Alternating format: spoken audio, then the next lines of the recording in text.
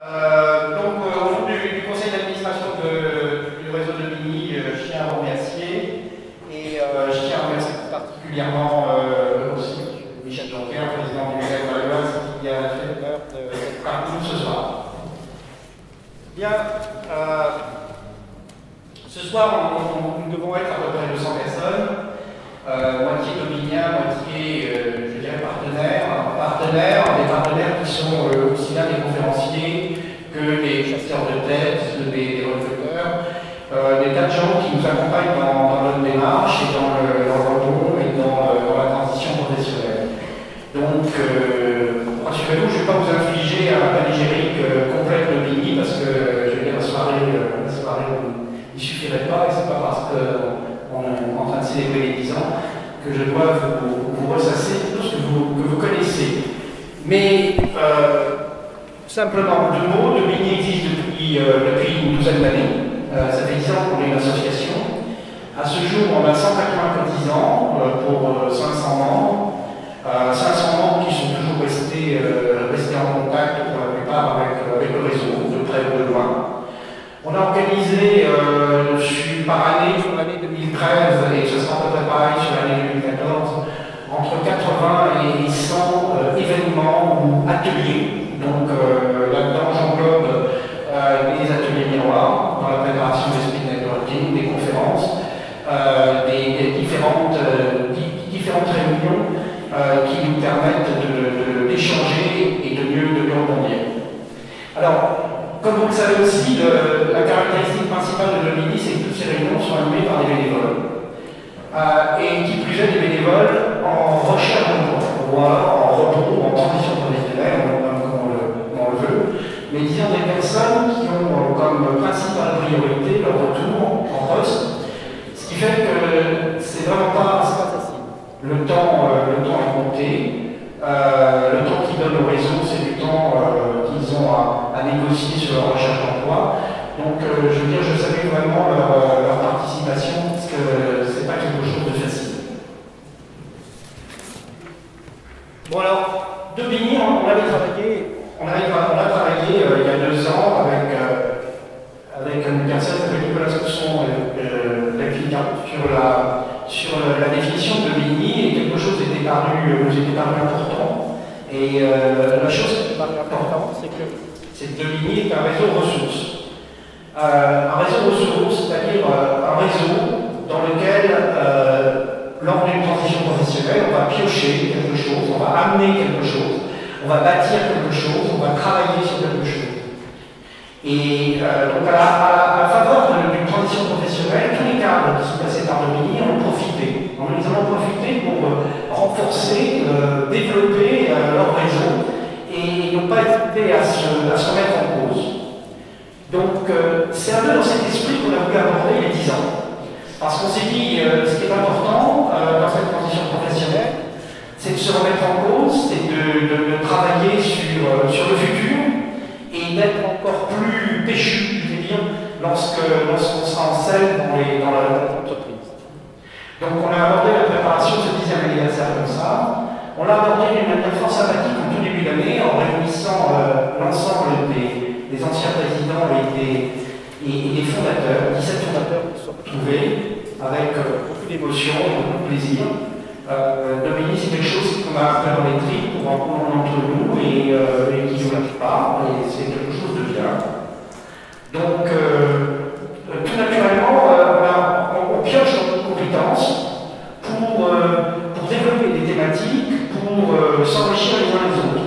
Alors, ce qui est formidable, c'est que ces compétences, elles sont sans cesse renouvelées. À chaque fois qu'il y a 5, 6 ou 7, 8 nouveaux, ils arrivent avec leurs compétences propres, souvent des compétences de cadre dirigeant, parce qu'on a 80% de cadre dirigeant, donc des compétences très pointues. Donc, on en a profité.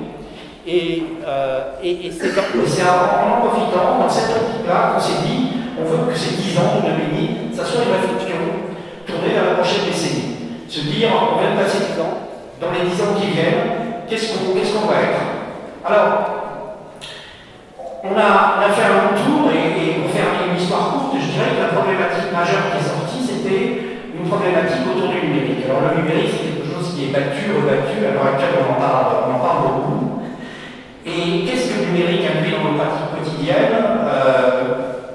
finalement, il y a véritablement un changement de paradigme là-dessus.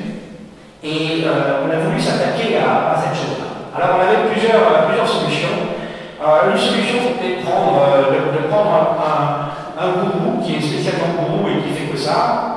On s'est dit non, on ne va pas partir là-dessus parce qu'on va tomber sur une leçon qui va être etc. et qui va nous parler profondément. On pouvait prendre pour ce même universitaire, donc là, pareil, on va tomber sur quelqu'un qui a un peu des réalités. On pouvait prendre un chef d'entreprise. Il y a un certain nombre de chefs d'entreprise qui sont performants, mais il y en a aussi qui racontent des grosses bêtises à un moment donné et qui ont une vision relativement étroite.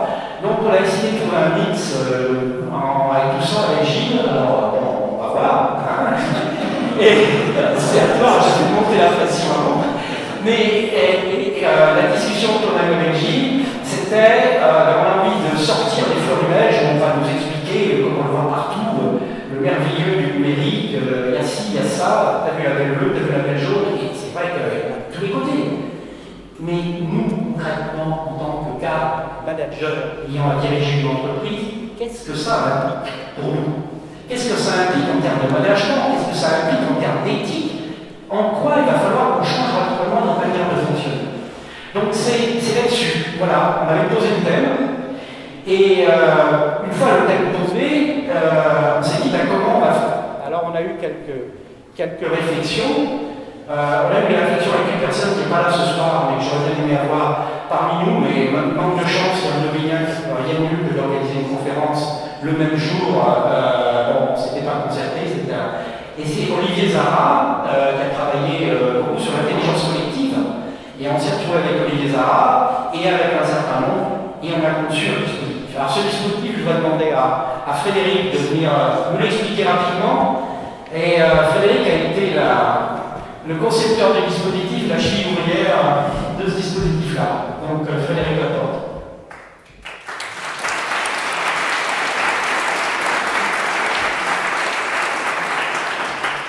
Bonsoir. Alors, très simplement, moi j'ai rejoint le réseau d'Aubigny en novembre dernier. Et ce que j'ai trouvé dans le réseau d'Aubigny, c'est à la fois sa force et, de mon point de vue, sa faiblesse. À savoir, dans le réseau, j'ai trouvé de l'analogie, j'ai trouvé de l'humain, j'ai trouvé de la relation interpersonnelle, ce qui est fabuleux, et j'ai trouvé de l'intuitif personnel, comme on dit, du relationnel d'une personne à une autre personne. Ce que je n'ai pas trouvé, et c'est ce qu'on a essayé d'implémenter, c'est tout simplement le numérique. Alors, le numérique, c'était à ce moment-là, au sein du réseau d'Aubigny, essentiellement LinkedIn, c'était Twitter, c'était la présence du réseau vis-à-vis de l'extérieur, mais il n'y avait rien de tourné vers l'interne, il n'y avait rien qui permettait aux Aubigniens d'être vraiment efficaces pour collaborer, pour travailler, pour générer du contenu. Et donc, assez simplement, on s'est mis d'accord sur le fait de créer une structure très simple, basée sur des outils qui sont disponibles, qui sont les médias sociaux, en l'occurrence Google+, des outils de partage, en l'occurrence Google Drive, des conférences, Google Hangout. Et avec tout ça, on a créé un environnement qui a permis à 45 personnes, finalement, à l'arrivée de 45 personnes sur les 180, donc qui restent du travail, de collaborer, de travailler ensemble, d'échanger beaucoup d'informations. Et je l'espère d'avoir fait cette expérience qui fera que l'ADN d'Aubigny maintenant a été non pas altéré mais modifié, a muté et va permettre au réseau d'Aubigny de continuer vers le digital, d'utiliser le digital comme on doit tous le faire à titre privé ou à titre professionnel. Voilà.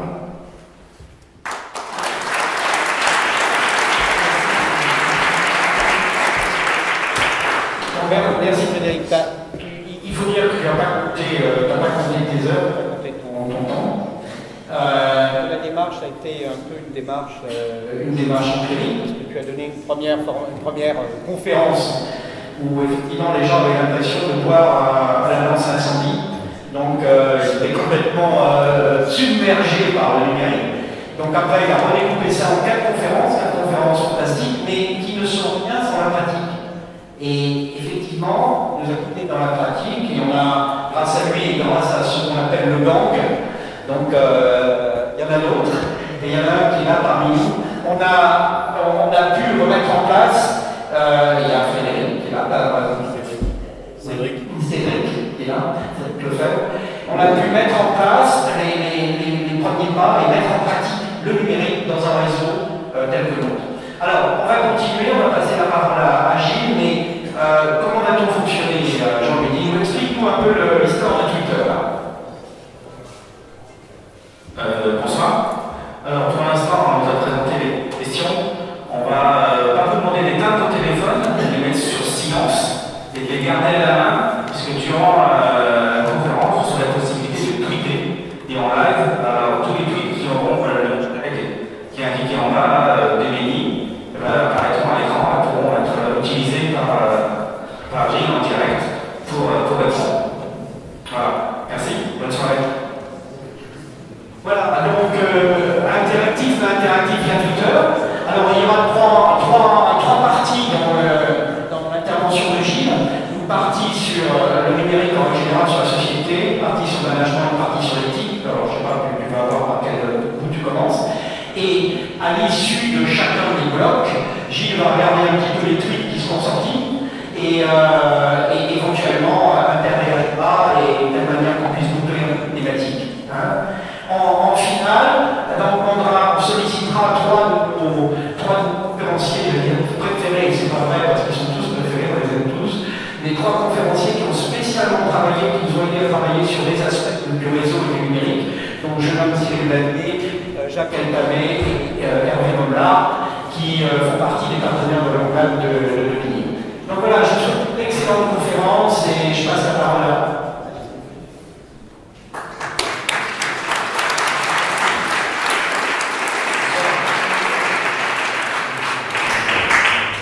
Alors évidemment, ça me fait plaisir d'être ici. Je vous fais une petite confession, je ne connaissais pas le réseau de Bini avant que Dominique me contacte, mais ça m'a l'air très sympathique et vous m'avez aussi l'air de me poser beaucoup de questions.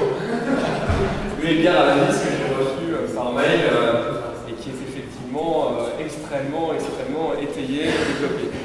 Alors, je vais effectivement articuler mon propos en trois séquences. N'ayant pas Dieu dans le lot, je ne suis pas sûr d'arriver à regarder en permanence les tweets et à vous répondre en live, mais on va quand même essayer de se prêter à cet exercice.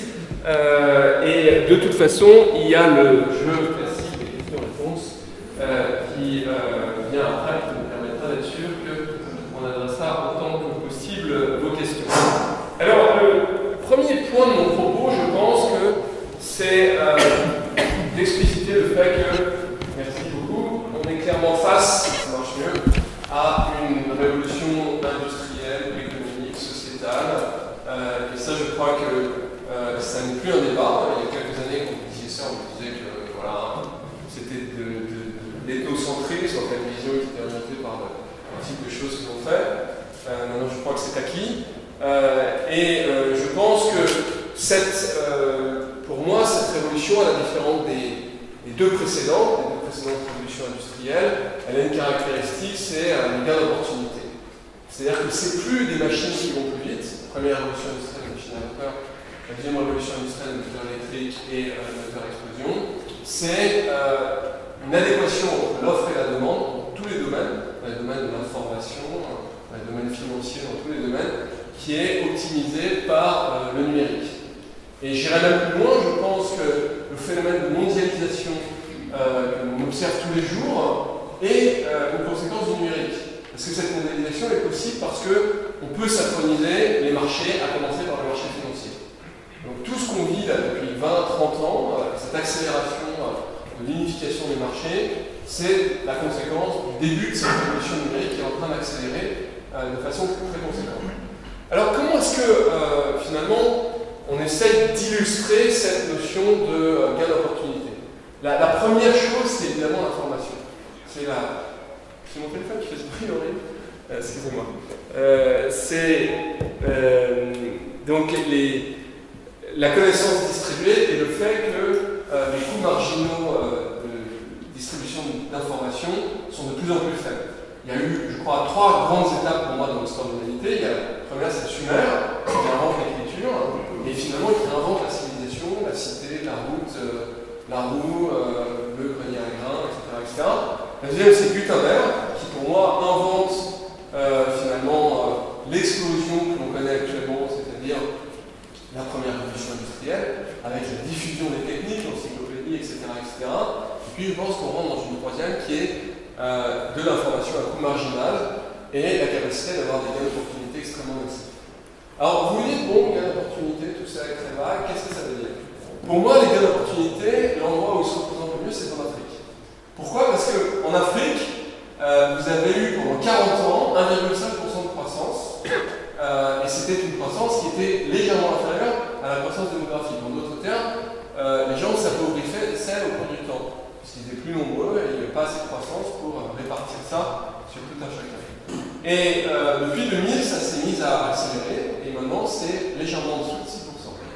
Et lorsque les économistes cherchent à expliquer cette croissance, eh bien, ils disent traditionnellement que c'est les matières premières, le coût des matières premières qui augmentent, et donc évidemment, comme il y en a beaucoup en Afrique, c'est comme ça qu'ils sont devenus plus riches.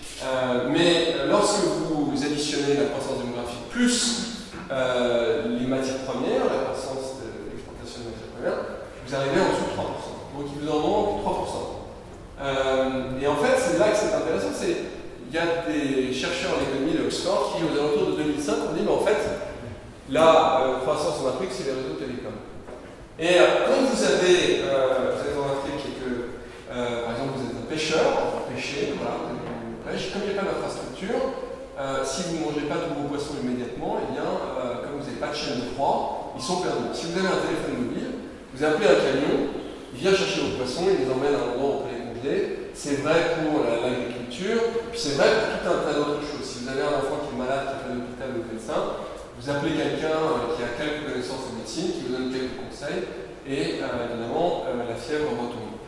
Donc ces gains d'opportunité, ils s'expriment de cette façon. C'est une forme, on va dire, pré-numérique, puisque les réseaux télécoms, c'est de l'information, c'est pas encore de l'information sous forme IP. Et puis, ils s'expriment de plus en plus sous forme d'une explosion de services numériques qu'on voit partout en Afrique, à commencer par M-Pesa, que j'aime beaucoup citer. M-Pesa, c'est quoi? C'est du mobile banking. Ça a été créé en 2007 au Kenya. Et dans un pays où il y a 40 millions de personnes, il y en a 25 qui ont été bancarisés pour la première fois grâce à ce type d'application qui marchait dans un premier temps par SMS et maintenant par app. Et ça a beaucoup de vertus. La première, c'est que ça formalise de l'économie. C'est-à-dire de l'argent qui auparavant était sous les matelas rentre dans le compte de la Banque centrale du Kenya, et donc cette Banque centrale peut emprunter à des taux moindres qu'auparavant. On fait apparaître, vous faites le calcul, il y a 25 millions de comptes, en moyenne il y a $100 sur chaque compte, si je ne me trompe pas, ça fait 2,5 milliards de dollars en plus dans l'asset de la Banque centrale. Et puis au-delà, ça permet aussi de prêter de l'argent, d'emprunter de l'argent, parce que tout ça, on voit comment les gens se comportent et évidemment, on peut leur offrir des services financiers relativement sophistiqués. Il y a plein d'exemples de ce type-là en Afrique. Il y a quasi 560 que j'aime beaucoup. Au Kenya, en Ouganda, qui a augmenté la output agricole du pays de l'ordre de 20% en donnant des conseils aux fermiers sur la façon de cultiver leurs champs, sur l'endroit où il fallait qu'ils aillent vendre leurs récoltes avec le meilleur prix, etc., etc. Donc ça, c'est des gains d'opportunité dont vous bénéficiez tous les jours avec le téléphone mobile ou la tablette que vous avez chez vous en permanence. Et alors pour moi, il y a deux choses qui sont importantes dans le numérique. Il y a vraiment, on a connu le numérique des sites web les 20 dernières années, etc. Et il y a deux caractéristiques qui sont fondamentales. Moi, j'aimerais que vous vous en souveniez. La première, c'est celle-ci. C'est la multitude. C'est le fait que c'est un média interactif et vous êtes tous contributeurs de ce média. Quand vous postez un message sur les réseaux sociaux, finalement, quelque part, vous enrichissez le réseau, la collectivité du réseau, vous enrichissez Mark Zuckerberg, et ça fonctionne comme ça. C'est le principe de... Mais vous pouvez faire la même chose avec Wikipédia. Là, vous n'enrichissez pas Jimmy Wells, en l'occurrence, parce que c'est une fondation, mais vous enrichissez la connaissance collective dont on bénéficie tous. Si on prend Wikipédia et qu'on en faisait une encyclopédie, elle ferait, je crois, maintenant 170 mètres de haut, les tomes les uns sur les autres, donc ça part quand même assez bien Britannica, par exemple. Et puis l'autre notion, c'est une notion qui est récente, c'est la donnée. Tous les signaux qu'on crée en permanence et qui sont extrêmement riches et desquels on peut extraire une somme d'informations, je reviendrai un peu plus tard, qui est absolument fantastique et fascinante à de nombreux égards. Alors je vais vous donner quelques thèmes qui, je crois, sont intéressants à l'égard de la révolution digitale, à commencer par l'éducation. C'est un processus formalisé qui existe depuis plus ou moins 150 ans.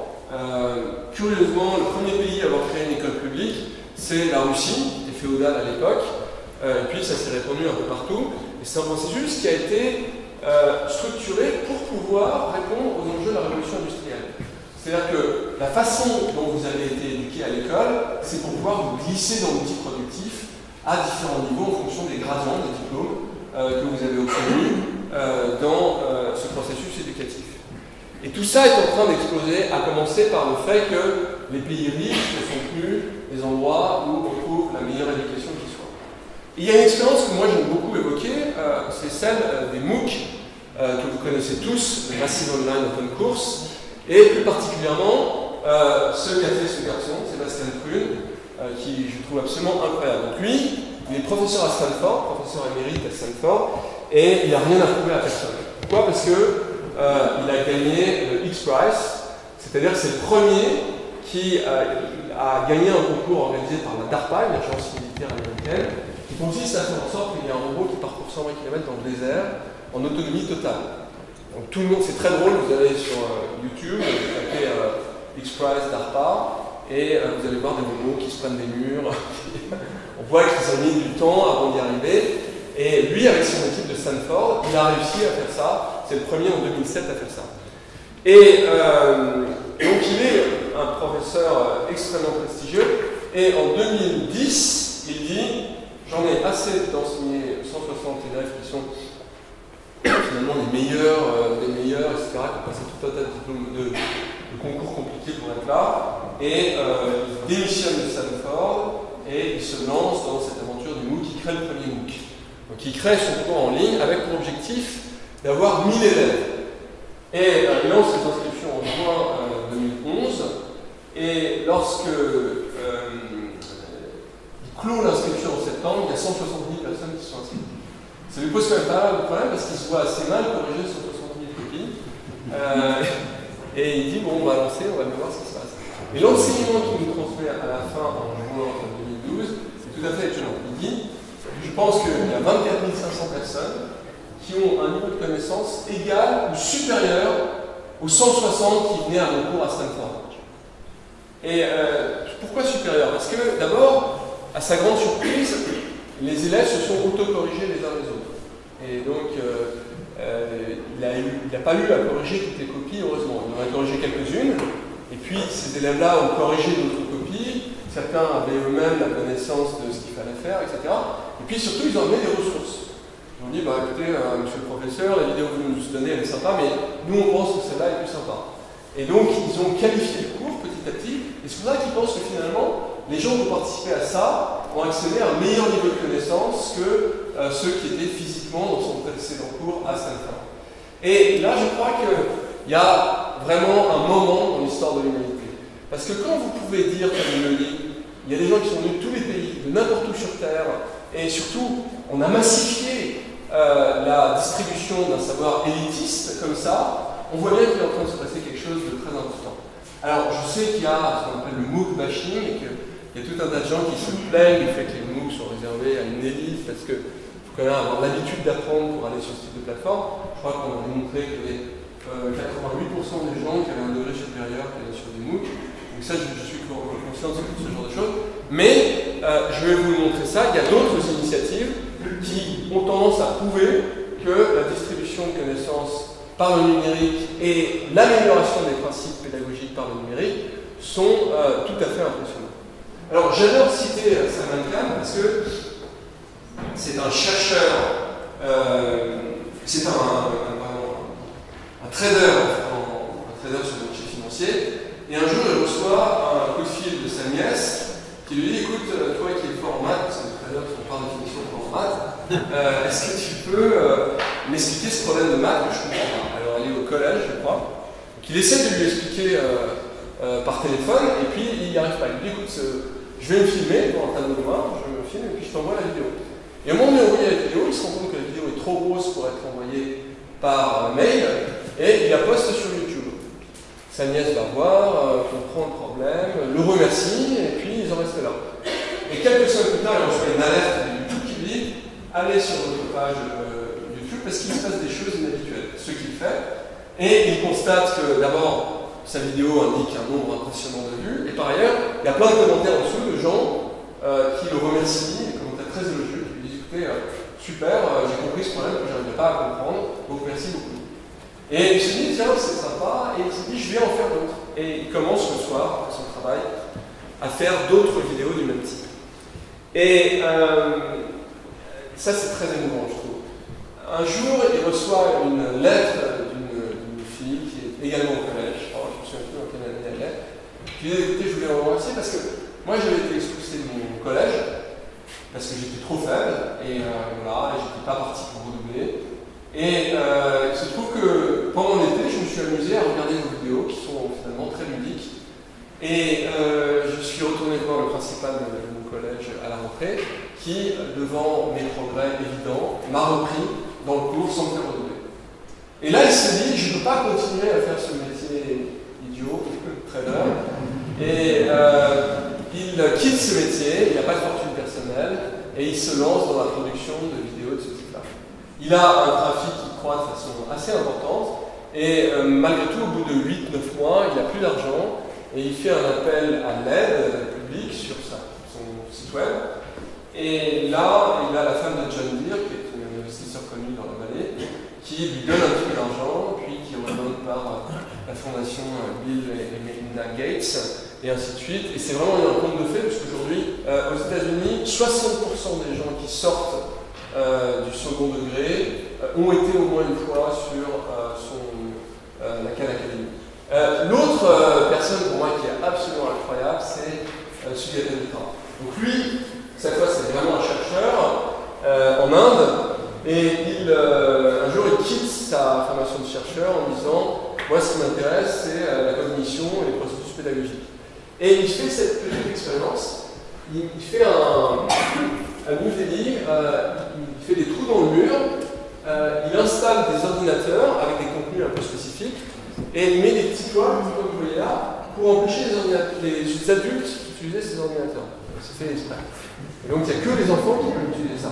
Et il abandonne les enfants à leur sort, et il s'oblige, il s'astreint à ne pas venir pendant 3 mois.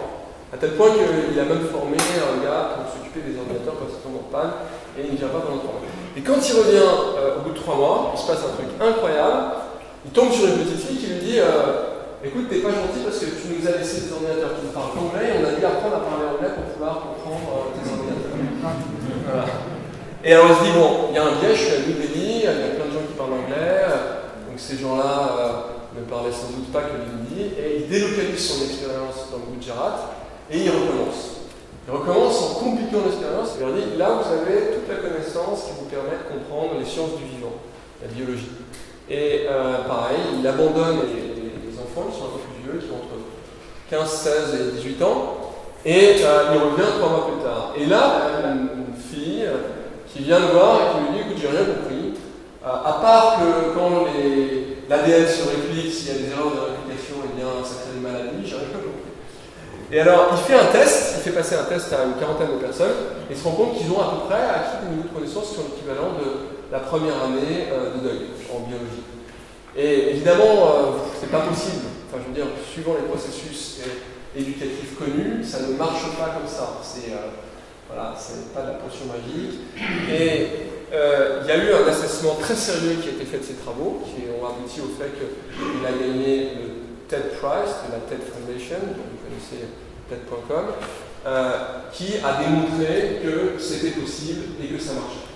Et alors ça, moi j'aime bien en parler parce que je pense que c'est intrinsèquement lié aux questions qui m'ont été posées et qui sont liées à ça. Je pense que le numérique, intrinsèquement, va amener une révolution éducative et qu'on va renverser les processus de cognition et que l'objectif, ça n'est plus d'accumuler des savoirs, puisque les savoirs sont de toute façon comme ça. Vous tapez dans Et l'objectif, c'est d'apprendre à apprendre. C'est d'apprendre à savoir tisser des savoirs différents ensemble. C'est d'apprendre à mettre en œuvre, finalement, cette connaissance qui nous est distribuée à cours d'argent. Et ça, c'est un des enseignements à la fois de Salman Khan et aussi de Sugata Mitra.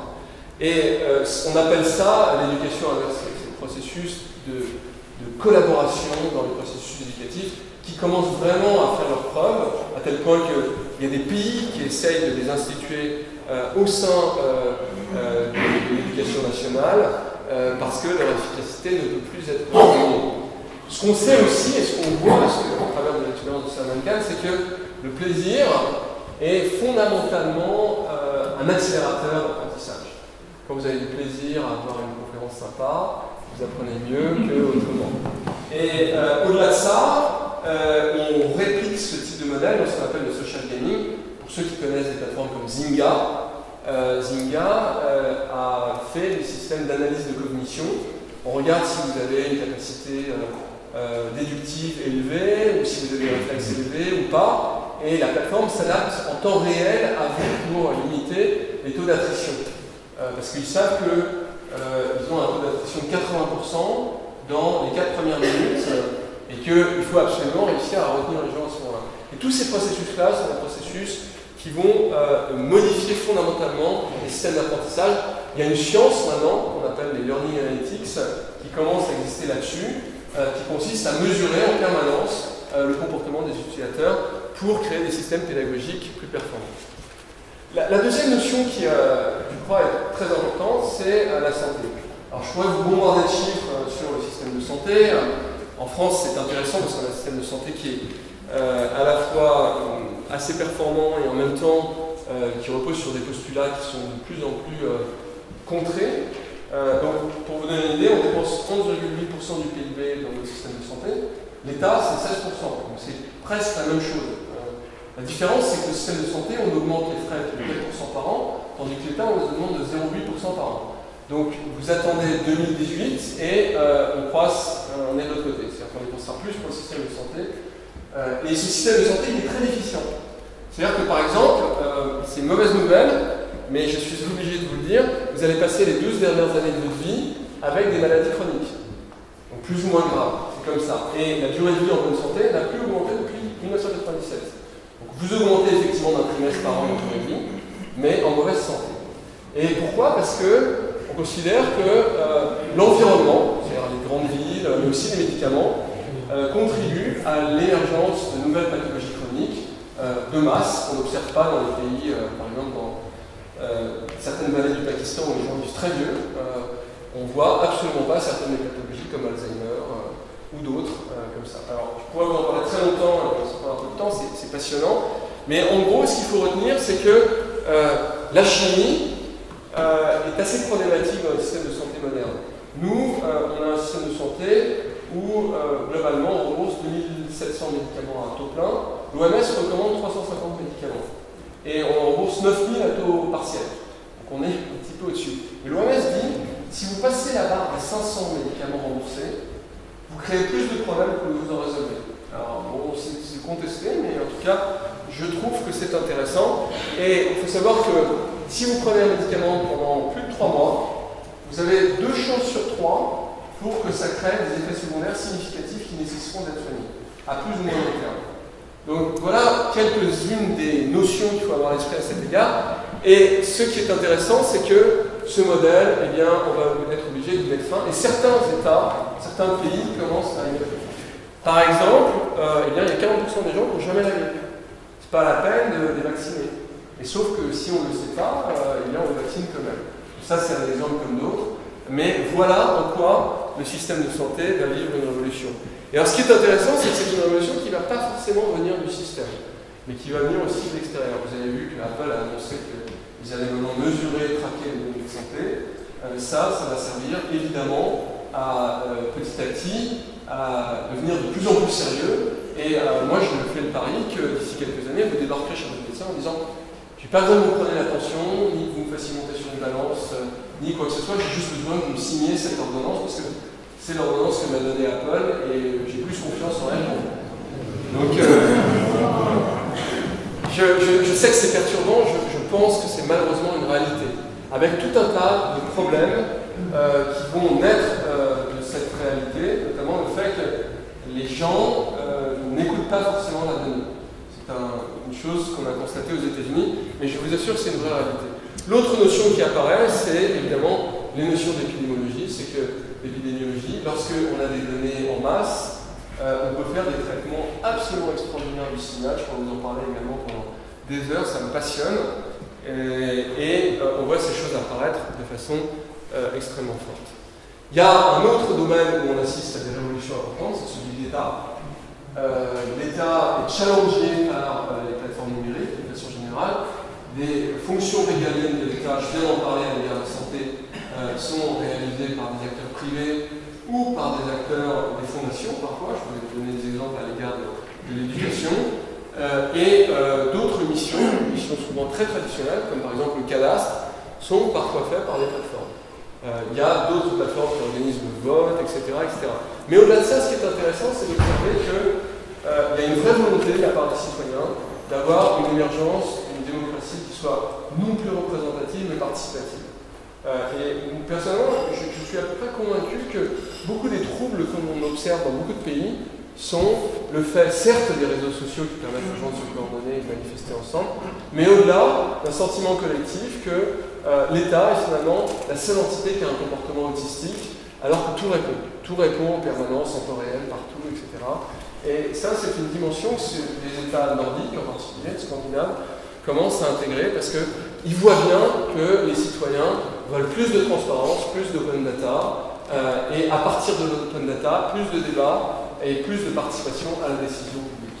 Donc ça, c'est une dimension, encore une fois, on pourra en parler longtemps, qui est amenée à se développer beaucoup, je pense. Puis, il y a aussi quelque chose que j'aime bien évoquer, c'est le fait que, malgré tout, les États sont les garants du temps long, et que, contrairement à un mythe perçu, l'émergence d'un écosystème dans la Silicon Valley, ou en Israël, ou encore en Angleterre, ou en Suède, sont souvent le fait de politiques publiques intelligentes qui mêlent 2 ou 3 mesures qui sont de l'investissement, évidemment, dans les réseaux dans le cadre des États-Unis, qui a coordonné l'émergence du protocole TCP/IP, des mesures favorables à l'émergence d'une éducation numérique, et puis également des mesures fiscales et régulatoires en faveur du risque et du financement du risque de l'innovation.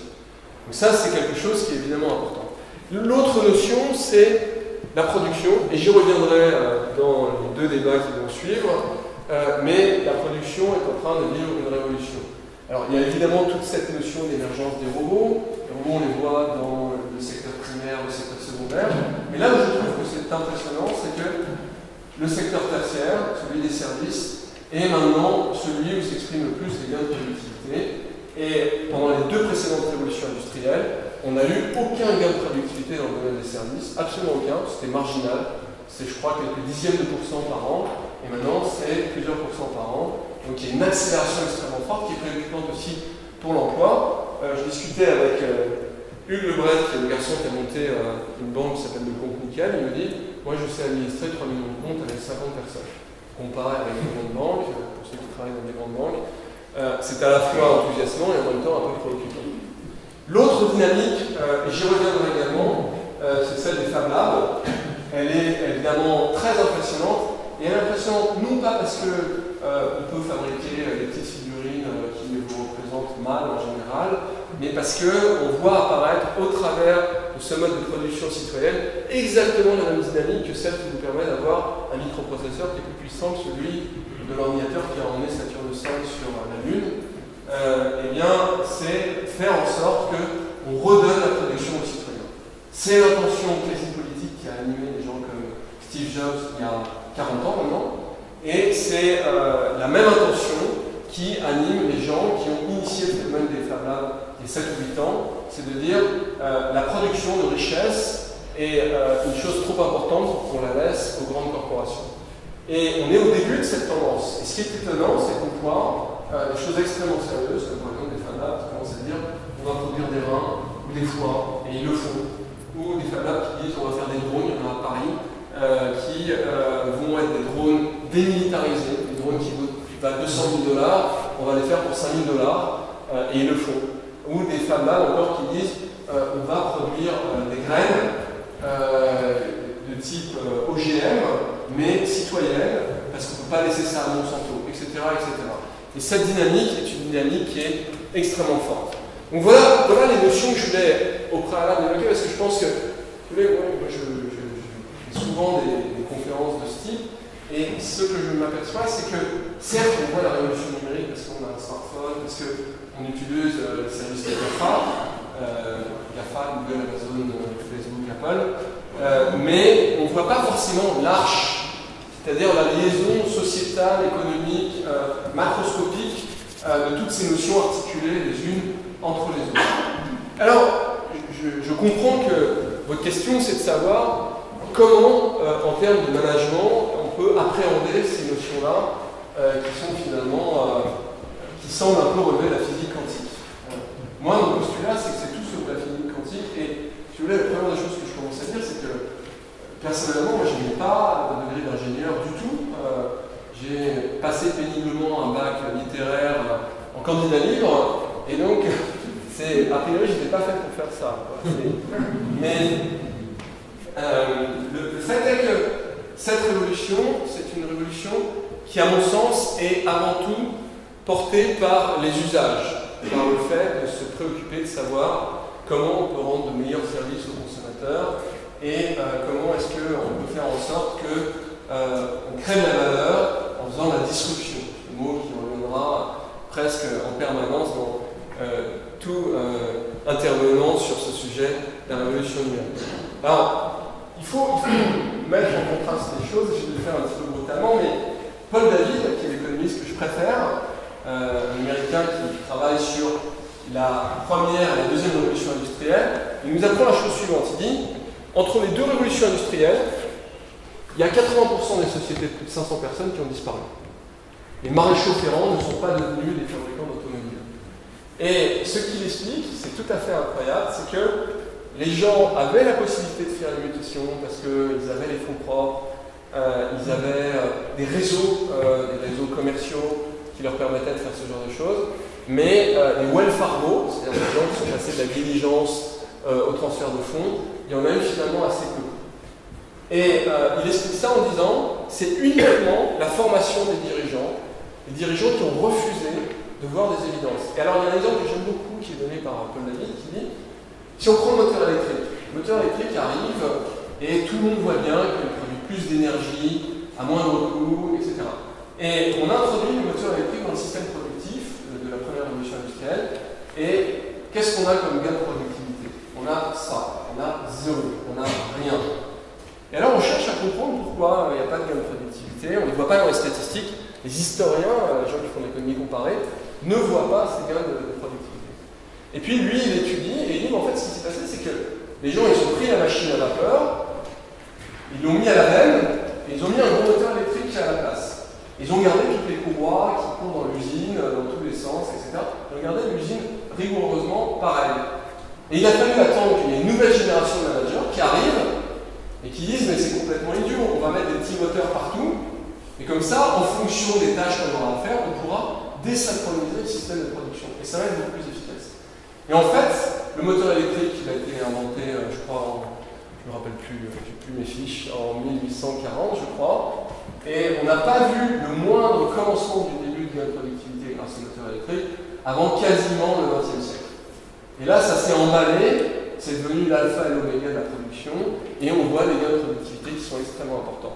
Donc leçon 1, c'est ces notions-là sont des notions qu'il faut embrasser frontalement, et c'est pas seulement des techniques qu'il faut apprendre, mais c'est aussi des méthodes de management.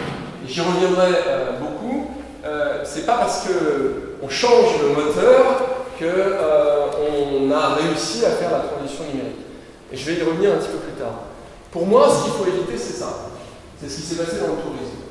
Le tourisme est pour moi une industrie à l'échelle mondiale qui s'est fait désinterminer, qui n'a pas été capable de réagir. Et alors il y a des pays qui ont réagi et d'autres pas. Mais il y a un certain nombre de pays, dont la France, qui se retrouvent à devoir confier l'hôtellerie à des sociétés comme Bookings ou Hotels, et ces gens-là qui amènent une valeur marginale de distribution, eh ben, il pique 25% de la valeur. C'est considérable. Vous prenez les comptes d'une société comme Bookings, je ne sais pas si vous avez une idée du chiffre d'affaires qu'ils font. Ils font 40 milliards de chiffre d'affaires, 4 milliards de résultats. Ils ont une croissance de 25% par an. Donc c'est quand même des choses qui sont... Et puis à contrario, vous avez d'autres exemples d'industries qui réussissent à transitionner. Et l'objectif, c'est d'acquérir cette culture digitale. C'est vraiment de la rentrer dans les entreprises. Et alors, ça tombe bien que je fasse cette conférence ce soir-là, parce que en ce moment, je fais un travail assez amusant avec les Échos. Ma société Captain Dash et les Échos, on a lancé le ICAC. Le ICAC, c'est quoi? C'est une mesure d'agilité numérique des entreprises du CAC 40. On a envoyé un sondage où on pose une centaine de questions à ces entreprises et on essaie de voir lesquelles ont beaucoup d'agilité numérique. On essaie de faire le Fitch de net rating de l'agilité numérique. Et c'est très intéressant parce qu'on voit qu'il y a deux types d'entreprises. Il y a les entreprises qui disent je vais changer de moteur, et puis je vais dire bon ben voilà, j'ai mis un intranet, et donc forcément je suis plus agile. Et puis il y a des entreprises qui focusent massivement sur la formation et qui se disent ben, en fait ce qu'il faut c'est que mon top management ait de l'agilité numérique, en dessous j'ai de l'agilité numérique, et que ça change les process de mon entreprise. Et je peux vous assurer que c'est avec l'analyste avec lequel je travaille pour faire ça, c'est très frappant de voir qu'on peut classer les sociétés en deux groupes en fonction de ça. La révolution numérique, en d'autres termes, n'est pas une technique, c'est un mode de management. Et c'est vraiment un enseignement qui, je crois, pour moi est tout à fait fondamental parce que je peux vous dire que je serais bien ennuyé si c'était une technique parce que je ne sais pas taper une seule ligne de code. Donc pourtant, je m'en sors à peu près. La notion, c'est, je crois, d'arriver à acquérir des expertises, mais pas au sens où on s'est tapé du code. Au sens où on comprend que cette organisation digitale, c'est une organisation qui est beaucoup plus plate, beaucoup plus transversale, et d'une façon générale, beaucoup plus réactive, beaucoup plus dynamique. Alors vous allez dire, vous n'êtes pas forcément dynamique, vous avez peut-être un sens de la hiérarchie très marqué, mais pour autant, ce sont des choses qui arrivent à se faire assez bien. Je ne peux pas vous donner nommément des entreprises parce que je suis par définition astreint à des clauses de confidentialité, mais ce ne sont pas forcément les entreprises les plus récentes ou les entreprises les plus digitales par essence qui rentrent le mieux dans cette révolution numérique. Il y a une de ces entreprises, encore une fois, j'aimerais bien vous la citer mais je ne peux pas, qui est une très vieille entreprise française et qui va sortir très haut dans ce classement des entreprises. Alors, qu'est-ce que je veux dire quand je parle de nouvelles formes d'organisation? Ce qu'on voit, avant tout, c'est la fin des silos. Les entreprises du processus tayloriste ont été organisées en silos. Direction financière, direction de la production, R&D, marketing, finance, etc., etc. Donc vous avez des silos, et ces silos sont synchronisés plus ou moins bien les uns par rapport aux autres. Mais dans l'entreprise de Mark Zuckerberg, qu'est-ce que vous voyez quand on prend une photo du bureau du patron? Vous voyez une boîte à pizza. En gros, vous voyez, et c'est très impressionnant parce qu'il y a encore eu des photos récemment qui ont été prises du bureau de Mark Zuckerberg. Vous voyez un desk avec d'autres desks à côté en open space, et c'est un gars qui est à la tête d'une des entreprises les plus flamboyantes de l'économie numérique et de l'économie en général. Pourquoi est-ce qu'il fait ça? Est-ce que c'est parce qu'il a une culture californienne et qu'il trouve que c'est sympa d'être avec sa bande de potes?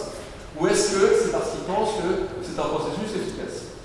Sans doute un peu des deux, mais pour moi, c'est avant tout parce que c'est un processus efficace.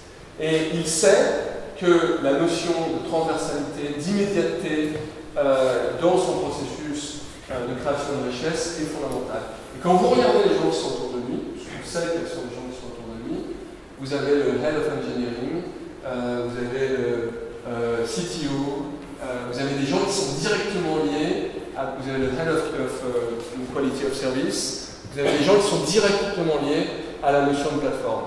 Et ce sont des gens qui ont tous des fonctions transversales. Ce ne sont pas des gens qui ont des fonctions de finance horizontale, ces gens-là sont plus loin par rapport à lui. Donc ça, je crois que c'est quelque chose qui est très consubstantiel avec l'émergence de ce management par la plateforme. C'est-à-dire que l'idée, c'est qu'on a des data marts unifiés, des données qui sont centralisées, et que ces données sont le cœur, le poumon, le muscle de l'entreprise à la fois, c'est comme ça que ça s'exprime. Et je crois que l'enjeu pour toutes ces entreprises, Google en particulier, c'est d'arriver à industrialiser l'innovation. C'est-à-dire que vous n'êtes jamais arrivé, et vous le voyez bien dans ces entreprises, elles sont sans cesse à continuer à innover, et à la différence des entreprises du XXe siècle qui courent après l'innovation comme une sorte de mythe perdu, eh bien ces entreprises réussissent à atteindre des tailles très importantes en continuant à rester agiles. Alors, les principes de ces entreprises, on les connaît. Dans le cas de Google, c'est d'avoir 1/5 du temps des salariés où ils sont censés faire des projets en dehors de leur fonction pour créer de nouvelles choses, mais ils sont aussi censés utiliser ce temps à se former à de nouvelles choses. Et ça, pour moi, c'est une conviction, c'est que c'est fini l'époque où on acquiert un diplôme et où toute sa vie, on met en œuvre le même savoir. Je pense que la dynamique de formation tout au long de la vie est déterminante. Et alors on peut vous dire, bah, c'est dommage parce que c'est pas ce que je fais, mais d'une certaine manière c'est aussi relativement rassurant parce qu'on est tous à la même enseigne. On veut tous se former en permanence à ces nouvelles notions. Et l'année dernière c'était la Big Data, cette année c'est le Learning Machine, l'année prochaine ce sera quelque chose d'autre, etc. Et c'est des notions qui ne nécessitent pas forcément d'être un expert, mais qui nécessitent, et c'est important, d'avoir une connaissance générique pour pouvoir articuler ces savoirs avec d'autres savoirs. Et ça, je crois que c'est vraiment quelque chose qui est très important. Si je devais juste donner quelques notions qui, je crois, sont importantes, c'est le build to firm, c'est le fait qu'on développe des choses petites. J'aime beaucoup ce que dit le directeur marketing de Coca-Cola. Un jour, on lui pose la question de savoir comment il fait pour avoir tant d'initiatives qui réussissent. Il dit, bah, c'est pas compliqué. Je ne sais plus comment il dit ça. Il dit, try a lot, try small, try fast, and when it works, scale up big. Bon, vous avez compris. Donc et c'est, voilà, ça c'est, il ne vient pas du monde du numérique, mais ça c'est le numérique. C'est exactement ça. C'est vraiment, pour moi, c'est très emblématique de ce qu'il faut faire et de ce qu'on fait. Et ce que je vous dirais par ailleurs, c'est que moi, on me crédite d'un certain nombre de succès, mais si vous voulez, si je vous fais une présentation de tous les échecs que j'ai parcourus, vous ne le croirez pas. J'ai eu 100 fois plus d'échecs que de succès dans ma vie entrepreneuriale. J'ai planté des boîtes, j'ai eu des trucs qui n'ont jamais marché. J'ai été plusieurs fois au tribunal de commerce en n'étant pas vraiment fier. Et voilà, ça arrive, ce genre de choses. Et c'est la vie, c'est comme ça fait partie du truc. Mais aux États-Unis, un venture capital, s'il voit quelqu'un qui s'est planté, il va le privilégier, accrochez-vous non pas à quelqu'un qui n'a jamais créé une entreprise, mais à quelqu'un qui a déjà réussi. Parce que les statistiques prouvent que quelqu'un qui a déjà réussi une entreprise a une probabilité de se planter qui est bien supérieure à quelqu'un qui n'en a pas fait, et bien supérieure encore à quelqu'un qui s'est déjà planté. C'est très étonnant, mais c'est comme ça. Donc ce sont des notions qui sont plutôt rassurantes, je trouve, à cet égard. Alors, je vais rapidement, parce qu'évidemment, le temps passe, ça fait déjà 1 heure que je vous parle, vous évoquer rapidement les enjeux éthiques qui semblent, qui moi m'importent beaucoup à cet égard et qui sont extrêmement nombreux. Le premier, je crois, c'est, je vais adresser une question qui viendra de toute façon, c'est le risque de dictature de la donnée qui inquiète tout le monde, parce qu'à chaque fois que je fais une conférence, on me demande si je ne suis pas trop angélique à cet égard. Et si vous voulez, pour moi, la donnée, c'est une technique. Une technique comme le feu, comme ce que vous voulez. Des techniques comme forger l'acier, on peut faire des canons, on peut aussi faire des voitures avec. Et c'est une technique qui va nécessiter de la régulation. Et si vous voulez, c'est un enjeu qui est extrêmement complexe parce que, comme dans toutes les nouvelles ères, il a fallu inventer un droit. La première révolution industrielle, c'est le code civil. La deuxième révolution industrielle, c'est le code du travail. Et la troisième révolution industrielle, ça sera sans doute le code de la donnée. Et pour moi, le problème qu'il y a, notamment dans les sociétés qui aiment beaucoup les choses étatiques, je ne citerai pas, c'est le risque de régulation qui étouffe l'innovation. Donc il faut trouver une articulation harmonieuse qui permet l'expérimentation, qui permet de faire apparaître des nouvelles dynamiques, et en même temps, il faut effectivement être conscient que si vous permettez à des assureurs de détecter les gens qui vont avoir un cancer l'année prochaine, je ne suis pas sûr qu'ils vont les assurer. Donc on aura effectivement des problèmes importants de régulation à cet égard, et dans tous les domaines, on va avoir ce type-là. Dans le domaine de l'éducation, on pourra surdéterminer les gens qui risquent de ne pas être performants, etc., de façon extrêmement précoce. Alors vous allez me dire que c'est pas forcément certain. Moi, ce que je peux vous dire, des échanges que j'ai avec notamment le Bellevue Hospital à New York, c'est tout à fait impressionnant de voir ce que l'on peut faire avec la donnée. Je vous donne juste un exemple. Moi, j'ai un lobe de l'oreille détaché. Vous êtes 40% à avoir un lobe de l'oreille détaché. Ça, en épigénétique, c'est un marqueur qui montre que vous arrachez pas l'oreille, qui est lié avec des gènes qui vous protègent ou au contraire vous expose à certains types de pathologies. Voilà, et ça, c'est évidemment extrêmement facile à détecter sur les réseaux sociaux, et on va pouvoir détecter des tonnes de choses de ce type-là, avec tous les risques que ça comporte. Et demain, il n'est pas impossible que vous ayez un logiciel qui soit aussi simple à utiliser que je sais pas, Word, qui vous permette vous-même de faire ce type d'exercice. Alors, c'est pas demain, c'est plutôt après-demain, mais évidemment, ça comporte toute une problématique régulatoire qui est loin d'être faite. Alors, je vous ai parlé tout à l'heure de la santé, je vous ai même parlé à l'instant d'épidémiologie, c'est un bon exemple, j'aurais pas dû le donner, j'aurais bien le temps de montrer ce slide-là, mais en matière de santé, c'est absolument incroyable ce que l'on peut faire avec beaucoup de données structurées. Mais à contrario, ce que je vous dirais, c'est que la surrégulation, telle qu'on l'a en France, je vais en profiter pour donner un petit coup de fusil à la CNIL, mon ami favori, fait qu'on a parfois des problèmes à mettre en œuvre ces nouvelles dynamiques. Ça fait 20 ans que la CNIL dit que ce qu'on appelle le NIR, le numéro d'identification de santé, ne peut pas être un numéro d'identification. Et là, ils sont en train de changer de doctrine parce qu'ils se rendent bien compte que ce qui fait la force des plateformes, c'est d'avoir la capacité de vous identifier, de vous loguer. Et finalement, c'est ça qui leur permet de vous amener des services à très fort niveau de qualification. Donc, c'est des enjeux qui sont très importants. Et moi, ce que je pense, c'est qu'on arrivera à faire en sorte de trouver la bonne régulation à partir du moment où on aura d'abord des débats sociétaux, vous qui débattez entre vous, et au-delà de ça, une classe politique qui est familiarisée avec ces enjeux. Voilà, donc cette balance entre régulation et innovation, elle est fondamentale. Le droit commun, la common law, donne un avantage très conséquent aux anglo-saxons sur nous à cet égard.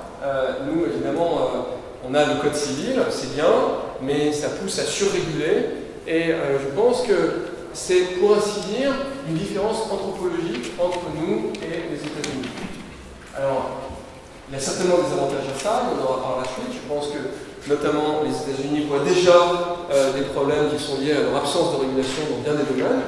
Vous avez peut-être vu qu'il y a une grande contestation de Google dans la Silicon Valley, notamment parce que les prix de l'immobilier augmentent beaucoup. Les États-Unis considèrent que le marché doit réguler ça tout seul.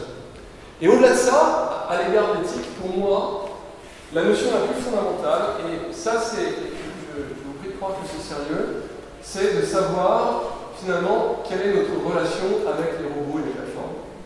Parce que, si vous voulez, quand je vois le niveau d'efficacité de ces plateformes, notamment du learning machine, des outils qui sont capables de créer des processus d'apprentissage automatique, je pense qu'à un moment, les plateformes seront capables de faire beaucoup de choses mieux que nous. Et je pense que la question, et je finirai là-dessus, parce que c'est une question à laquelle je me garderai bien de répondre, je pense qu'il faudra un jour que l'humanité réponde à la question de savoir où se situe la transcendance. Quel est le projet humain? Finalement, est-ce que c'est nous, ou est-ce que c'est l'efficacité qui doit prévaloir? Nous, on n'est pas forcément fait pour être massivement efficace. Ce culte de l'efficacité, c'est un culte moderne, c'est un culte qui date justement de la révolution industrielle. Et on doit tous avoir des super diplômes, être super quelque chose dans la société, et on est généralement jugé en fonction de notre efficacité sociale. Eh bien, je pense qu'à l'ère où on verse dans la machine, il va falloir commencer à contester cette notion. Parce que l'efficacité, elle sera le fait de la machine, et là où il faudra décider, c'est de savoir si on est destiné à faire des incréments, à être une sorte de contrepartie de la machine, ou si on a une capacité de transcendance, c'est-à-dire de s'extraire de ça et d'avoir une différence fondamentale par rapport au comportement des machines qui n'ont pas d'émotion et qui fonctionnent uniquement par un incrément, qui sont incapables de transcendance. Voilà les propos introductifs. Encore une fois, je n'ai pas tenu ma promesse de regarder les tweets, mais je vais répondre à vos questions avec beaucoup de plaisir. Merci.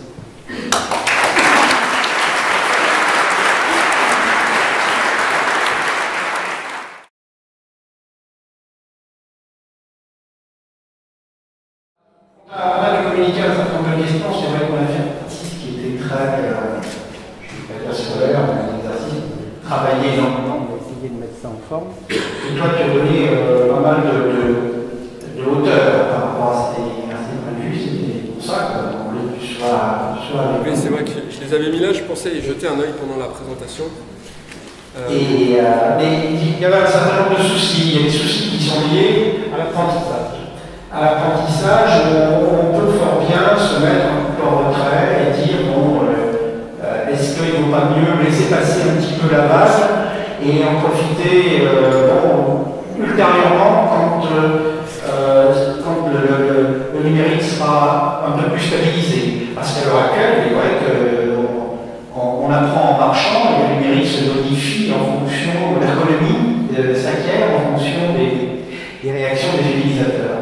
Donc par rapport à ça, on se demande si ça vaut le coup de se lancer directement ou s'il ne vaut pas mieux attendre un petit peu et voir venir. Alors moi j'aurais une réponse assez radicale à cet égard. C'est que je pense que non, il ne faut pas attendre et il faut y aller tout de suite et que les connaissances qu'on acquiert d'un point de vue conceptuel seront forcément utiles demain. C'est-à-dire que si j'apprends à utiliser des bases de données, même si il y a aujourd'hui des techniques qui apparaissent qui sont NoSQL, je comprends malgré tout de ce dont il s'agit parce que j'ai eu cette expérience passée. Je pense que, évidemment, on a tous, entre guillemets, nos enfants qui nous rappellent qu'on vieillit parce qu'on est moins agile qu'eux et qu'on se dit, finalement, est-ce que je suis capable d'apprendre aussi vite qu'il le faudrait pour être compétitif sur le marché? Moi, je suis plus tellement, je crois que je l'ai été, pour être tout à fait franc, mais je ne suis pas tellement dans cette notion de jeunisme, c'est-à-dire de dire que voilà, on apprend des petits jeunes parce qu'ils sont au top de la formation, etc. Je n'ai pas, dans mes entreprises, j'ai des gens qui ont à peu près tous les âges, probablement un peu plus jeunes que la moyenne des entreprises, mais c'est aussi parce que c'est des entreprises plus jeunes, qui ont été créées récemment. Je pense que ce qui m'intéresse, c'est avant tout d'avoir des gens qui ont certes une expertise dans leur domaine, mais qui ont une vue d'ensemble et qui savent travailler ensemble. Pour moi, ça, je sors d'une entreprise, j'étais dans une de mes entreprises, je constate ça, c'est que quand il y a une bonne qualité de management, et je parle de qualité de management, ce n'est pas des caractéristiques qui sont propres au mien, c'est les mêmes que dans vos entreprises, eh bien, ça va beaucoup mieux. Donc, pour moi, je crois que, évidemment, ce qui représente entre autres la qualité du management, c'est aussi le fait que ces gens-là ont une certaine agilité et acceptent de continuer à se former régulièrement.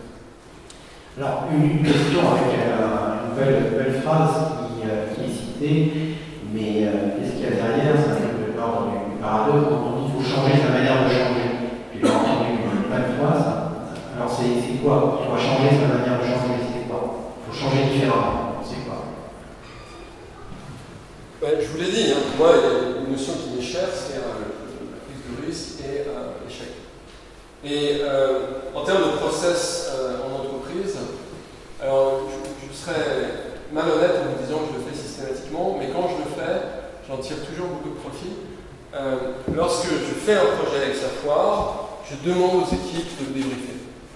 Et si vous voulez, le principe de fonctionnement de l'inconscient, ou plutôt du subconscient, c'est d'enfouir les souvenirs traumatisants. Donc on a une sorte de mécanisme gravé en nous qui fait que quand on a une expérience qui est douloureuse, on cherche à la mettre le plus rapidement possible sous le tapis. Et en management, c'est le contraire qu'il faut faire. C'est-à-dire que finalement, vous allez apprendre beaucoup plus de vos échecs que de vos succès. Faut-il encore les identifier comme tels?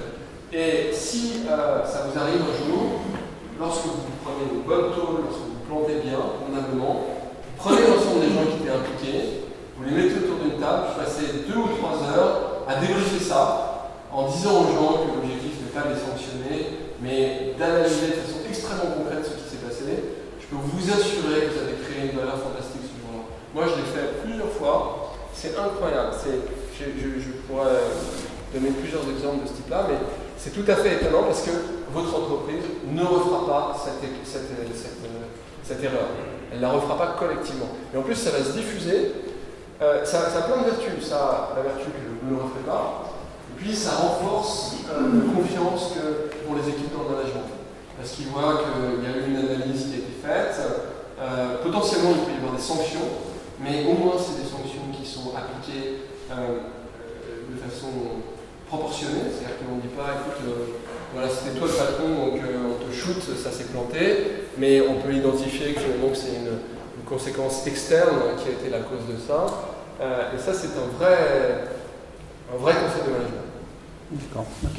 Bon, avant de partir sur les questions de la salle, on va faire intervenir sur scène nos trois conférenciers que nous avions prévus pour aujourd'hui. Donc Cyril qui veut venir, Hervé et Jacques. Moi, ça m'a proposé de poser quelques questions, donc je préfère répondre comme ça, je pourrais poser les bonnes questions, les autres, ça sera un peu difficile. Première question, à peu près la moitié de la salle est concernée parce que je suis retourné au moment où tu en parlais. Que veut dire le lobe d'oreille décollé? Le lobe d'oreille décollé. Le lobe d'oreille décollé. Vous pouvez regarder autour de vous, hein. Moi j'ai un lobe qui est décollé. Voilà. Il y en a certains qui. Comment on trouve un vous êtes lobe attaché. Voilà. Donc voilà. Il y a 40% des gens, c'est facile, hein, qui ont les lobes attachés. Et ça, c'est un marqueur génétique et épigénétique. Merci. Deuxième question. Gilles, tu as abordé le sujet. Tu as l'air de beaucoup aimer la CNIL. Peux-tu nous dire pourquoi tu l'aimes? Oui, alors ça remonte il y a un certain temps, mais je trouve qu'il y a à peu près 2 ans, j'ai signé j'ai été interviewé par l'usine nouvelle et l'article a été signé. La CNIL est un ennemi de la nation, tout en finesse. Bon, ça m'a valu quelques coups de fil de Fleur Pellerin, de 3 personnes, pas forcément élogieux, mais je l'ai fait quand même malgré tout relativement avec ça. Qu'on ne se méprenne pas, je pense qu'il est nécessaire d'avoir un régulateur à l'égard des enjeux de données privées, c'est indispensable parce que sinon il y aurait des abus extrêmement conséquents.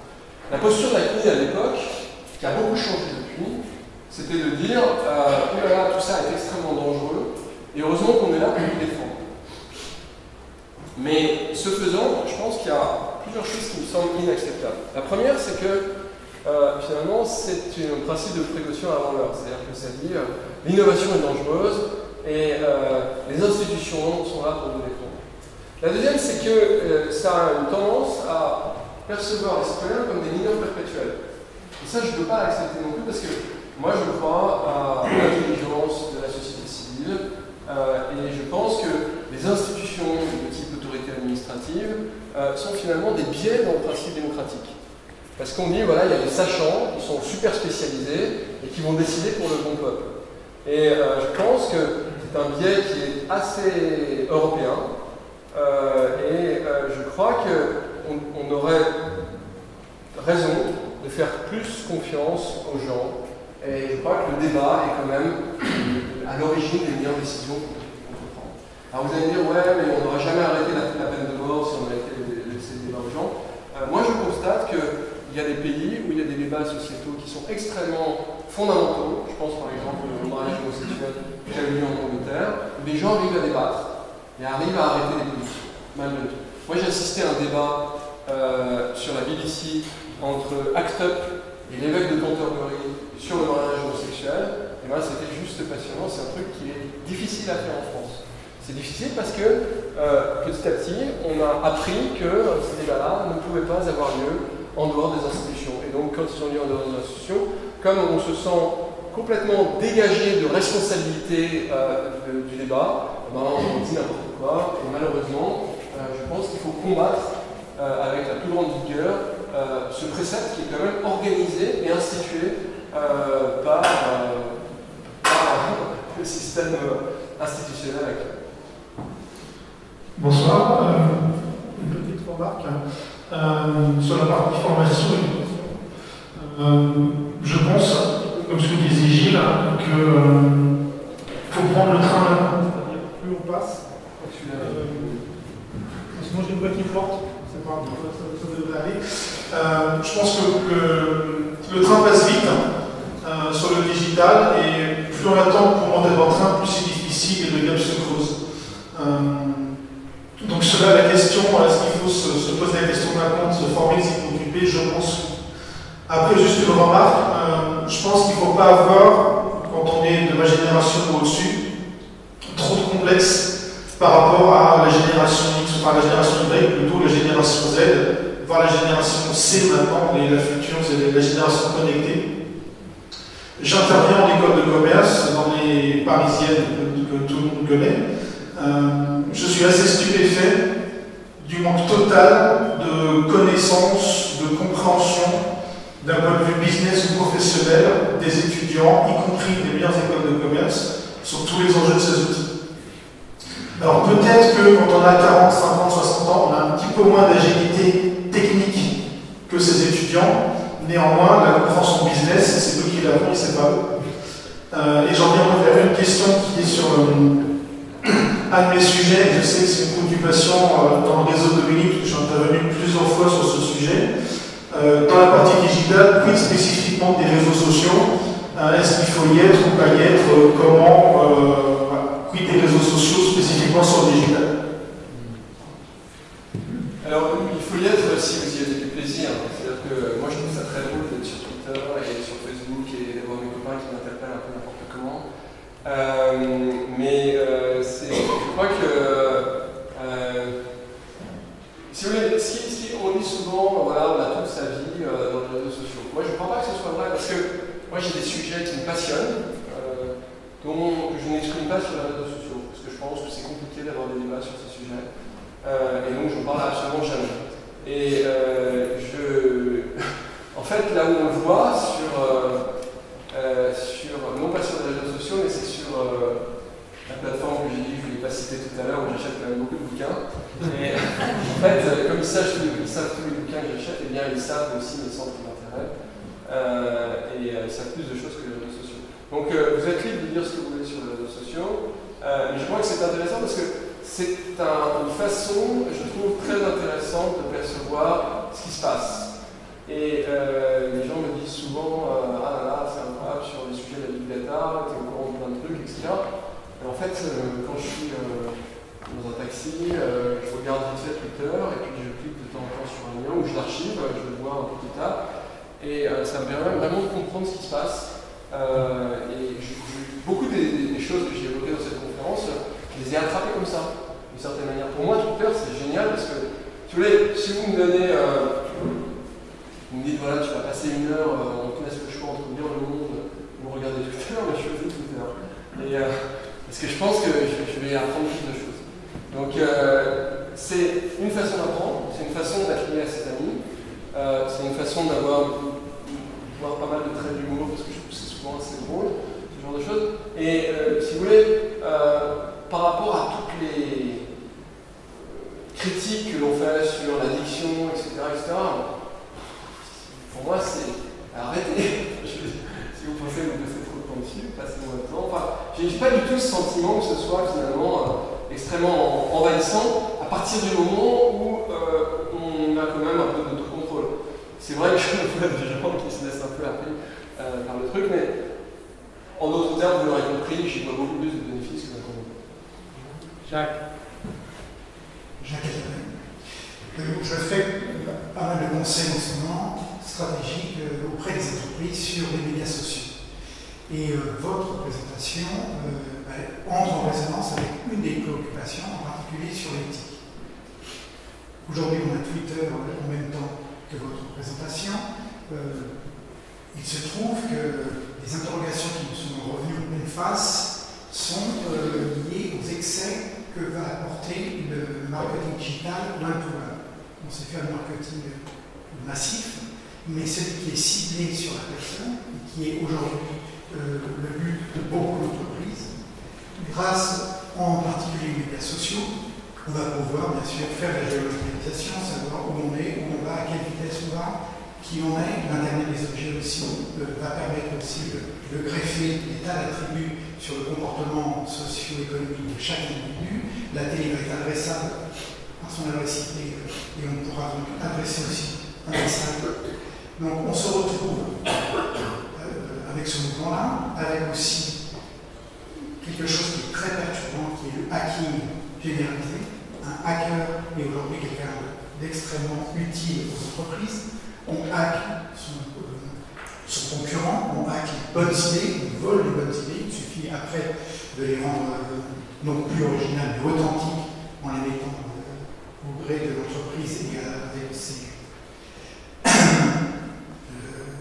sa philosophie. Et donc ma question est la suivante. Comment voyez-vous la régularisation du marketing digital one-to-one avec les excès qu'on connaît déjà, comme on est capable aujourd'hui avec le high-speed trading d'être 100 fois moins, qu'on l'est aussi bien quand on voit les petits jeunes de BNSA, comment on fera quand on se fera hacker son profit. C'est aujourd'hui une préoccupation de beaucoup de gens. Merci de votre question. Alors, vaste sujet, en plus, là je suis directement conflicté, puisque moi j'ai une société qui travaille dans ce domaine-là. Mais enfin, à ceci près que nous, on ne s'intéresse pas au comportement individuel, on s'intéresse aux masses de données dans l'entreprise. Donc voilà. Je n'ai pas la réponse sur la façon dont la pièce va retomber. C'est parce que je ne suis pas devin, je vous parle du mec avec la connaissance que j'ai aujourd'hui. Et évidemment, il peut y avoir des excès. Il y a plusieurs choses qui me semblent intéressantes à mentionner à cet égard. C'est que je pense que le marketing a tendance à disparaître. Je m'explique. Vous voyez le marketing quand il est agressif et qu'il n'est pas approprié. Quand vous ouvrez un magazine, les publicités qui vous plaisent le moins, c'est celles qui ne vous concernent pas, par définition. Et donc, moi, par exemple, je n'ai pas de voiture. Je trouve qu'il y a plein de pages de voitures. Si je me dis, mais comment il peut y avoir autant de pages de voitures, ça n'a aucun intérêt. Et ainsi de suite. Et je pense que si vous allez dans une agence de publicité aujourd'hui, c'est assez surprenant, et ils vous le disent d'ailleurs, ils vous disent les gens qui travaillent là-dedans, ils vous disent jamais on aurait imaginé qu'on ferait ce type de choses il y a seulement 5 ou 10 ans. Parce que l'objectif, ça n'est plus de faire du marketing entre guillemets de masse, et donc avec des messages qui sont perçus comme agressifs par les gens, mais c'est d'identifier quels sont les besoins des gens et de faire en sorte qu'on adresse ces besoins-là. Vous avez un billet d'avion, on vous propose un billet d'avion que vous avez besoin. Le résultat, c'est assez troublant parce qu'on a vraiment tendance à faire disparaître ça. Par exemple, au MIT actuellement, les chercheurs travaillent à faire disparaître les apps de votre iPhone. L'idée, c'est de contextualiser. Vous rentrez dans un restaurant, vous avez le menu du restaurant qui est allumé, et puis à côté, vous avez les recommandations diététiques qui sont dynamiques puisqu'elles viennent de prendre le taux de glucose et le nombre de pages que vous avez couru. On dit tiens, il faut que tu manges du canard à l'orange. Voilà, donc ce genre de choses, c'est du service dynamique et c'est comme ça que va évoluer le marketing également. Il y aura certainement des abus, et des abus, plein de types d'abus qu'on peut voir, notamment si vous avez beaucoup de services, vous allez avoir l'impression d'être inondé par des suggestions, des recommandations, etc., etc. Il y aura, il me semble, in fine, et là, si la CNIL m'entendait, je pense qu'il me bénirait, un niveau de régulation qui sera extrêmement élevé. Je vous donnais tout à l'heure l'exemple de la santé et des assureurs. Bien, vous avez peut-être vu qu'AXA a décidé de se lancer dans la computation de données. C'est évidemment intéressant parce qu'on va découvrir des choses. J'ai vu qu'il y avait un autre assureur qui s'était mis à offrir des objets connectés aux États-Unis aux gens. Mais si vous voulez, il n'est pas exclu, et ça c'est quelque chose qui me semble une piste intéressante, qu'à terme on impose ces gens-là d'utiliser ce qu'on appelle des tiers, je fais une traduction de l'anglais vers le français, computationnels. C'est-à-dire des gens qui feront l'algorithmie pour compte de tiers, et puis qui diront grosso modo aux assureurs, voilà, lui il est dans la catégorie ABCDE. Vous savez, comme quand vous achetez un frigo et qu'on vous dit s'il consomme beaucoup d'électricité ou pas. et puis qui vous en donneront pas beaucoup plus parce que la régulation fera que ce sera comme ça. Donc il y aura effectivement de la régulation à l'égard du marketing, à l'égard de l'ensemble des services d'analyse justement de ce qu'on appelle les learning analytics. On va avoir de la régulation qui sera relativement significative. Une toute petite question, après je redonne le micro. Si vous aviez à classer les 3 qualités pour un manager qui est en transition de carrière, qui veut briller auprès d'un recruteur, je vous cite 3, créatif, collaboratif, communicant. Vous dites quoi? Collaboratif, direct. D'abord parce que quelqu'un qui est collaboratif sera probablement créatif, parce qu'il va inspirer des idées, et il va synchroniser des idées. Et si vous voulez, avoir un géo trouve-tout dans son entreprise, on est plein, c'est sympa, mais si vous voulez mettre le bazar, c'est quand même vachement efficace. Donc créatif, non. Et le troisième, c'était quoi? Communicant. Ouais, c'est la vague des années 80.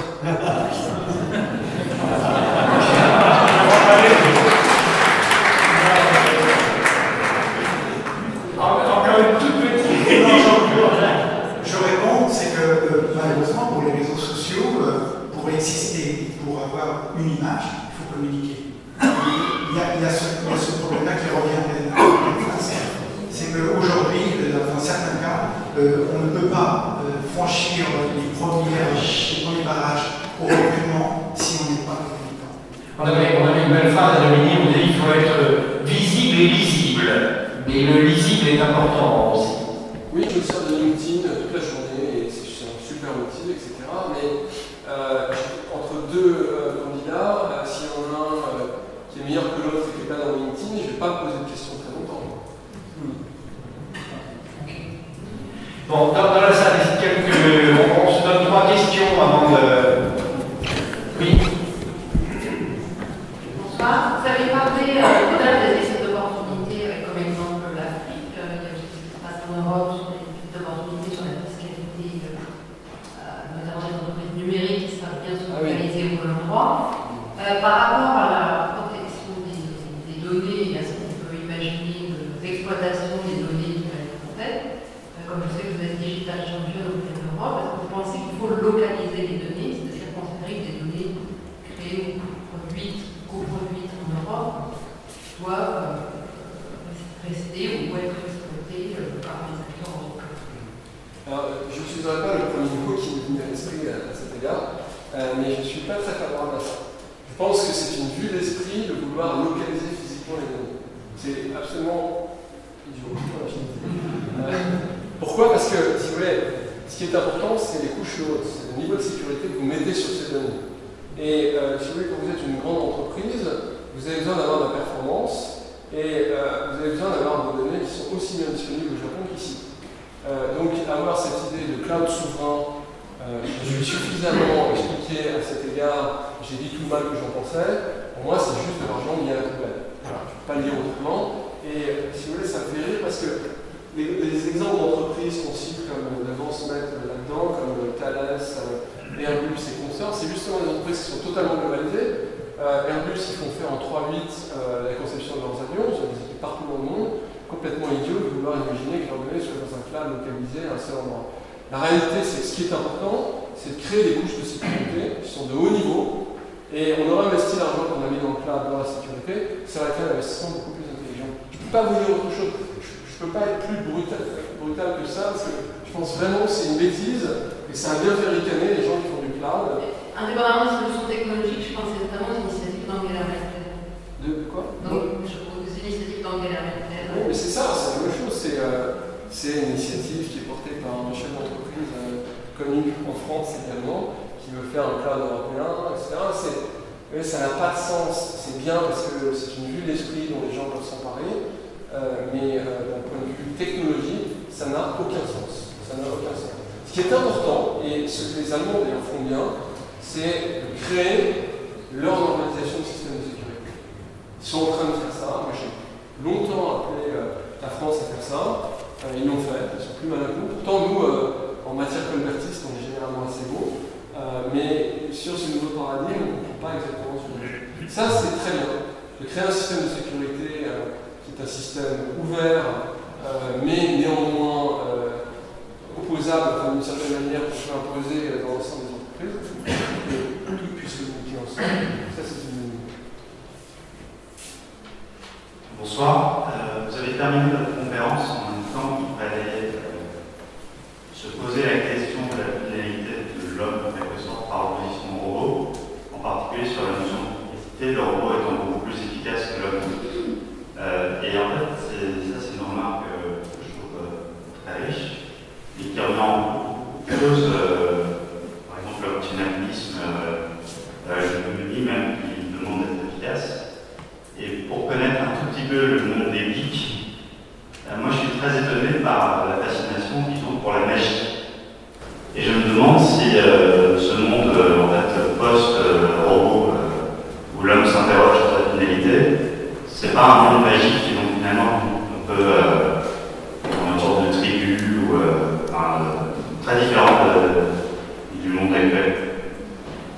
Oui, c'est une observation, je pense. Je ne sais pas si je peux répondre à ça, mais c'est un sujet qui est une source, pour moi, d'interpellation permanente. C'est vraiment un sujet incroyablement riche et passionnant. Et c'est marrant parce que cet après-midi, j'étais en train de discuter avec un copain journaliste qui me disait, on a commencé à blaguer ensemble, et il me disait que ça serait marrant qu'on décrive comment ce sera en 2050. Et puis alors, j'ai fait une description apocalyptique du gars qui débranche son casque de virtuelle réalité, qui dit « Ah, c'est marrant, le monde c'est comme ça, et puis le soleil ça éclaire vachement fort et tout. » Oui, mais nous on est déjà des humains très très déformés.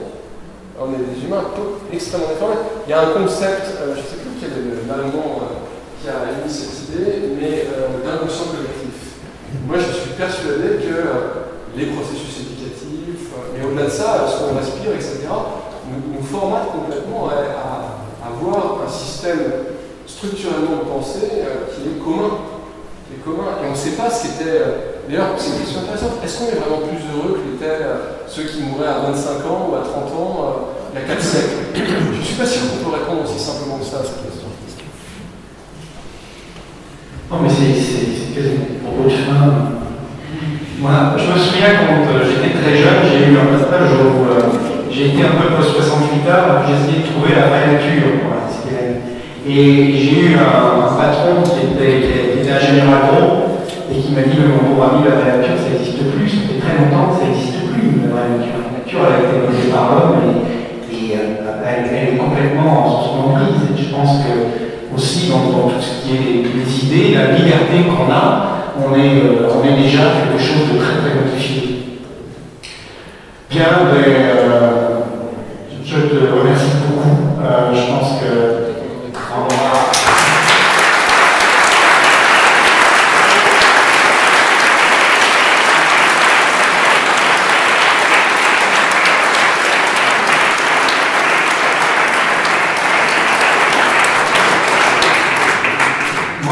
Bravo Gilles, tu laisses encore la place, il y a encore une question, tu veux... Allez, on en profite. Donc on peut discuter comme ça pendant des heures, t'es pas couché. J'ai pensé particulier en ce moment pour les députés qui vont travailler plusieurs jours tard le soir. Ce n'était très vieux loi voulu par un président connu pour sa qualité de communication. Ma question, c'est... Est-ce que tu pourrais émerger dans le monde ou des endroits où la démocratie participe? Comment ça se construire avec les élus de façon diverse? Tu vas répéter? Oui, de façon justement éviter de se retrouver dans une situation, et puis je pense qu'ils ne sont pas très efficaces parce que par ces 8 heures du soir, malheureusement. Alors, où est-ce qu'on voit des expériences de démocratie participative émerger de façon intéressante? Alors, il y en a plein. Je crois que les pays scandinaves trustent un petit peu les premières places dans ce domaine. Les villes, en particulier les grandes villes, dans ces pays, mettent en place des plateformes où, pour ainsi dire, elles interpellent les citoyens à chaque décision importante. Alors, c'est pour les infrastructures, où est-ce qu'on met les crèches, il y a un exemple Gottberg célèbre à cet égard. C'est d'une façon générale pour l'ensemble des questions sur l'allocation des budgets, et c'est tout à fait intéressant. Il y a un exemple qui est un peu dramatique, mais qui est intéressant aussi, c'est Détroit. Détroit est une ville qui a vu sa population divisée par 2 en l'espace de 25 ans, et la police dit, on vous prévient, on n'a plus de patrouille dans ce quartier. Donc vous vous débrouillez. Il ne faut pas habiter dans ce coin-là, en d'autres termes. Et ils vont plus dans certains coins, enfin, sauf s'il y a quelque chose de majeur, mais en général, ils ne patrouillent plus dans ces endroits. Et les citoyens ont créé tout un tas d'expériences, de crèches, de bibliothèques, de services de plomberie, de choses comme ça, qui sont des services citoyens et qui fonctionnent remarquablement bien. À Boston, il y a aussi des dispositions qui sont extrêmement intéressantes, notamment ils font des hackathons. Ils disent voilà, vous venez et puis on a un thème qui est par exemple transporter les gens. Et puis il y a plein de hackers qui viennent et qui créent du carpooling, du car sharing, des applications comme ça, du travail à domicile, qui développent tout un tas de choses de ce type-là. Et ils ont réellement, je crois, un impact très conséquent sur l'organisation de la cité. Et alors là où c'est intéressant, c'est lorsqu'on commence à envisager ça, vous avez compris, à l'échelle des États. Et il y a quelques États où ces dynamiques-là commencent à être en place. Il y a l'Islande. L'Islande a connu un krach financier qui est tel que les gens ont dit bon, on ne peut plus faire confiance à nos politiques, donc on veut avoir un mot à dire sur les décisions majeures. Et ils ont imposé au monde politique que la Constitution elle-même soit crowdsourcée. Ça a fait l'objet de débats incroyables. Et quand les parlementaires et le monde politique a vu la Constitution débarquer, ils ont tout fait pour éviter qu'elle soit votée, qu'elle soit mise en place. Et je crois qu'elle est en place depuis quelques mois. Je n'ai pas suivi, mais c'était assez étonnant, ce genre de choses. Et puis, là encore une fois où c'est intéressant, c'est qu'il y a beaucoup de pays émergents qui recréent les institutions de cette façon-là. Des pays en Amérique du Sud, notamment au Brésil, qui développent des systèmes extrêmement inclusifs, où on demande aux gens de, par exemple, alerter les gens qui sont potentiellement en situation de précarité, parce qu'on sait que c'est beaucoup plus cher d'aller chercher quelqu'un qui est tombé dans la précarité, l'alcoolisme, etc., que de le repêcher avant qu'il se retrouve dans ce type de dynamique. Donc il y a plein de plateformes de ce type-là, c'est tout à fait intéressant. Je vous avoue que j'ai failli participer à un livre sur ce sujet. J'ai un copain qui s'appelle Mehdi Benchoufi qui est en train d'écrire un livre là-dessus. C'est bon? Plus de questions? C'est bon.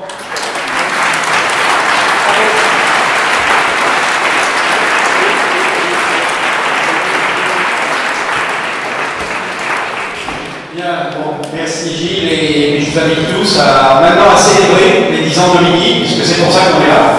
Célébrer les 10 ans de Bini, et puis je ne vous dis pas rendez-vous dans 10 ans,